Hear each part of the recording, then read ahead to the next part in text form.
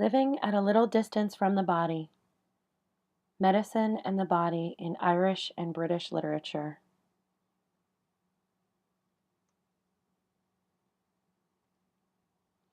This project began with my scholarly interest in the history of medicine and gross anatomy, and the ways in which the advancement of those fields has transposed itself into the cultural imagination. I had two essential goals: to learn about the history of the human body and medicine in British and Irish culture, and to begin to examine how the body and medicine are depicted in Irish and British literature, and the ways in which those depictions illuminate the history of the body and how we have historically understood mind, body, and spirit. If we look back at a few moments in British and Irish history, we witness some examples of the intersectionality of medicine, the body, and literature. London in the late 18th century. Surgery is still primitive and performed without anesthetics. While anatomists have advocated the need for the study of gross anatomy since the 16th century, it is still not a widely respected science, nor is it required for education as a surgeon. British law stipulates that only the bodies of executed murderers can be used for anatomical dissection.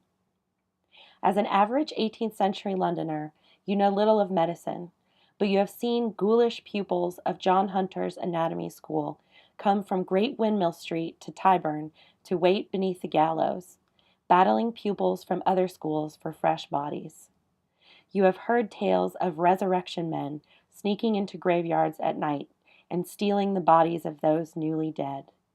You and your family members have begun saving for mort safes to protect yourselves in burial, but then, recalling the tale of Charles Byrne, the Irish giant, you know that even the best methods may not prevent an anatomist like John Hunter from getting a hold of your corpse. Charles Byrne, also known as the Irish giant because he was nearly 8 feet tall, traveled the curiosity and freak show circuit in London in the early 1780s. But when his health began to fail in 1783, he knew that John Hunter, the famously obsessive anatomist and surgeon, already known for his collection of human and animal skeletons and preparations, would be anxious to have Byrne's own massive set of remains. So he requested of his friends a burial at sea, which they guaranteed him. However, when the day came, Hunter slipped the crooked undertaker several £100, and the casket Byrne's friends delivered to the sea was full of stones. Within a matter of months, his skeleton was on display in Hunter's collection.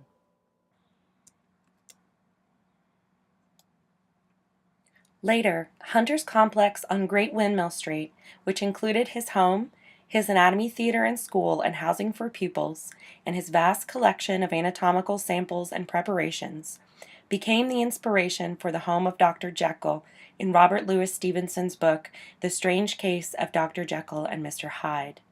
Hunter also inspired a character in Blake's An Island in the Moon, and is mentioned by Dr. Moreau in H.G. Wells' The Island of Dr. Moreau.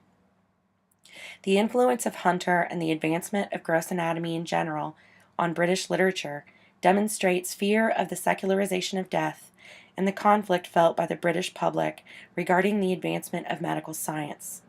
They were fascinated by the benefits medical treatment could offer, but also disturbed by its possible cost, the desecration of their bodies and souls. Later, in Irish literature, we see the body represented more metaphorically and expressing a different set of anxieties. As an Irish citizen in the 19th century, you have seen Ireland struggle under British rule, suffering through the Great Famine and witnessing the rise of the Home Rule movement.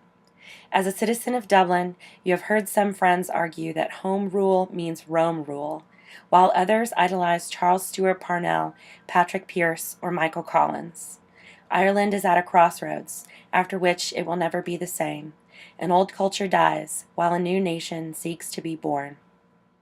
Writers like William Butler Yeats have championed a renewed interest in Irish culture, but James Joyce, in exile, has criticized such a movement, using his writing as a lens through which to examine magnify, and critique the problems of an increasingly conflicted nation.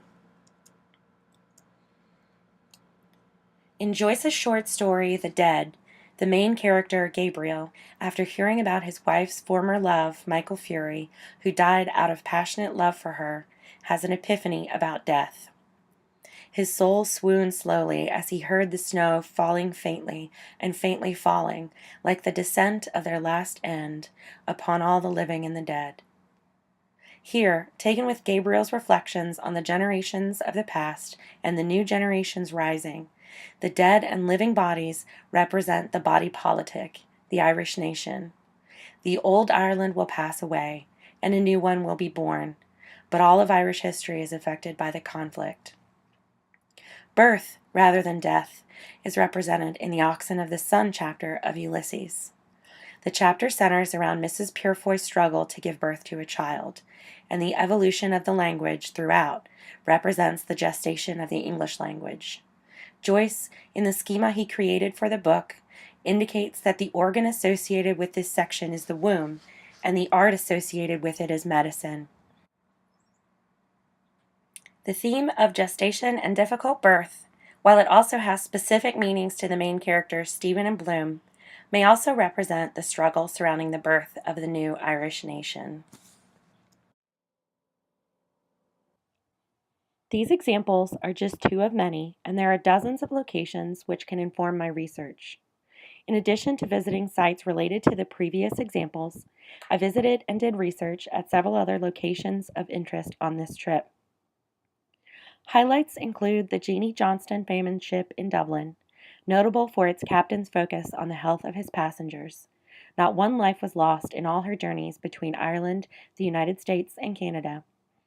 And the Bolton Library in Cashel, which houses an uncolored copy of the Nuremberg Chronicle and works by Dante and Swift.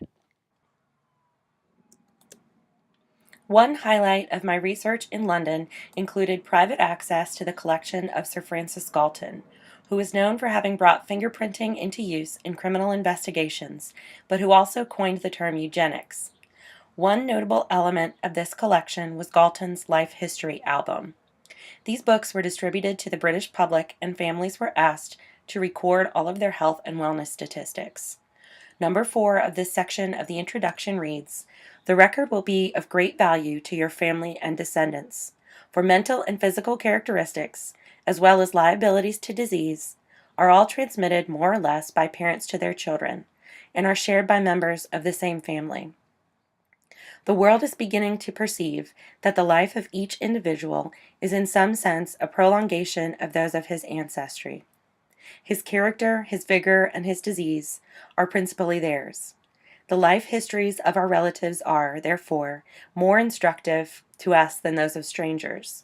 They are especially able to forewarn and encourage us, for they are prophetic of our own futures." Additional highlights in London included a visit to the Hunterian Museum at the Royal College of Surgeons, which contains and exhibits what is left of John Hunter's preparations.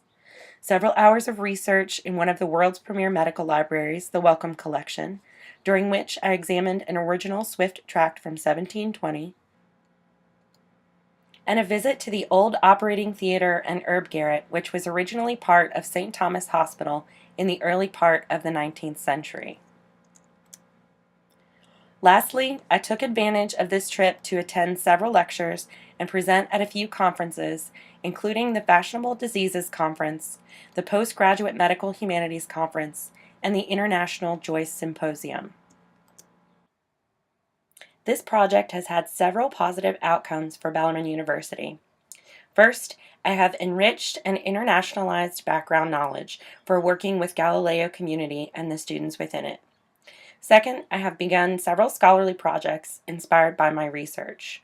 One on the anatomized body on display in anatomical and medical museums in Europe, and another examining the history of the pathologization of the female body. I have been inspired to travel further to medical and anatomical museums in America in the summer of 2015, including Philadelphia's Mutter Museum and New York City's Morbid Anatomy Museum. I have proposed a study abroad course to CCSA entitled Doctors, Gravediggers, and Resurrection Men.